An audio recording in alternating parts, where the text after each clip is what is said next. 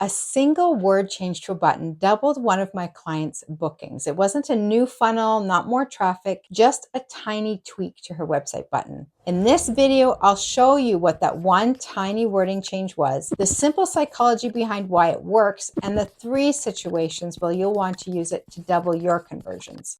Back in 1886, when Coca-Cola first launched, almost nobody wanted to buy it. It was a strange new drink with an unfamiliar name, and people weren't sure if they'd even like it. So the company did something bold. They started giving it away. Between 1886 and 1914, 1 out of every 10 Cokes was free. They handed out sample coupons all across the country just to get people to try it. And it worked. Those free samples turned Coca-Cola from a local curiosity into an international sensation. The reason is simple. People believe what they experience. Once they tried it, they were convinced. And that can happen on your website too, when you ask your visitors to simply try it. Many website visitors don't take action because they're unsure. They don't fully understand what you do, they're not convinced it'll work, or they think getting started will be too hard. And when people feel that kind of hesitation, no amount of clever copy or longer explanations will fix it. What does fix it is experiencing it. And the fastest way to give them that experience is with one simple phrase: try it. This isn't about clever wording. It's about removing friction so it feels simple, safe, and non-committal. One of my clients, Mary Beth Decker, helps people connect with their pets through intuitive animal communication. Now, if you've never heard of this before, you're not alone, because most people haven't, and many are pretty skeptical. So when new visitors come to her website, they didn't really understand what she did or believe it would actually work. Her site used to have a button that said, "Learn more." In fact, that was the primary call to action on her site. But learn more doesn't solve skepticism. It just adds another layer of thinking. So we changed the button copy to "try one session," and her bookings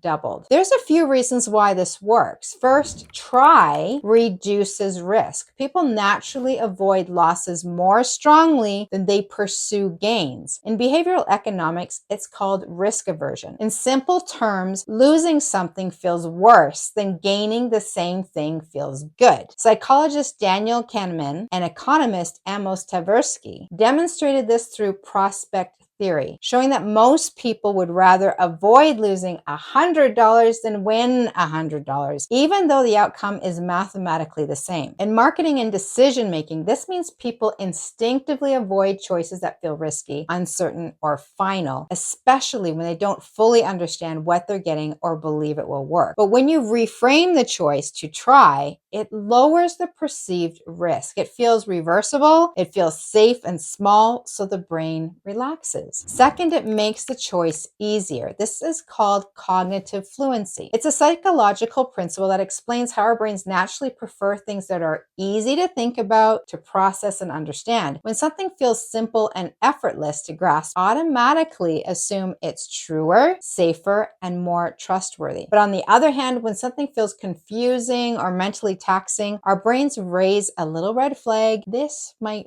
be a risk. Researchers have found this in countless studies. People are more likely to invest in a stock with an easy to pronounce name or believe information that's written in a clear font over one that's hard to read. It's not logical, it's just mental ease. So when a website says schedule a consultation or learn more, it creates a tiny bit of friction because it sounds like work. What's the process to schedule? Why do I have to read more? But try sounds easy. Third, it builds momentum. When someone says yes once, they're far more likely to say yes again. This is the commitment and consistency principle in action. It comes from psychologist Robert Cialdini's research on influence. It says that once people make a small commitment, they feel a natural drive to stay consistent with that choice. In other words, after we take even a tiny step in one direction, our brains want our future actions to align with that first decision, because consistency makes us feel reliable, logical, and in control. You have seen this play out. Someone who signs up for one class at the gym is far more likely to go back the next week. They've already taken that first step, and now their identity starts to shift from "I want to get fit" to "I'm someone who goes to the gym." That's exactly how Try One Session works. It gives people a small, safe first step. And once they take it and have a positive experience, continuing just feels natural. So that first yes isn't just a sale, it's the start of a self-reinforcing cycle. And that's why Try doesn't just increase clicks, it builds long-term clients. And fourth, people will feel they have a choice when you use the word try. Let me explain. You've probably experienced this. You're sitting on the couch, scrolling through your phone, and you're totally relaxed. And then you remember you were supposed to take out the trash. You were just about to get up and do it, and then your partner calls out, "Hey, don't forget to take out the trash." You had every intention of doing it, but the second someone tells you that you have to, something in you resists, and you decide to stay on the couch and keep scrolling a little longer. That's reactance, the human instinct to push back when our freedom feels threatened. And it happens on websites often. A visitor lands on your page and bam, suddenly a giant pop-up takes over that says sign up now or you'll miss 10% off. They weren't ready yet, and now they feel like they're being pushed into making a decision right now. They're ticked off and you've just given them a reason to leave. Using words like try helps people to feel they have a choice, that their freedom isn't being taken away. You can use try it in a lot of ways, but there are 3 specific situations where it really shines. When people don't believe it will work. We already saw this in the case of Mary Beth Decker, where people were skeptical that she could communicate with their pets, and so they were hesitant to move forward. But Try One session flip that switch. It turns something abstract into something real because they got to experience it for themselves to see if it would work. So if you find people are skeptical, invite them to try it. When people don't understand your service, let's take yoga therapy as an example. Most people have heard of yoga, but yoga therapy, that's something different and it's not always easy to explain. When visitors land on your website, they might read about energy flow, nervous system regulation, or emotional release, but if they've never experienced it, those words don't mean anything to them. That's where Try One session does the heavy lifting. Instead of asking someone to understand yoga therapy, you invite them to feel it. Once they spend even a single session noticing less tension, better focus, or more calm, they don't need a long explanation anymore. They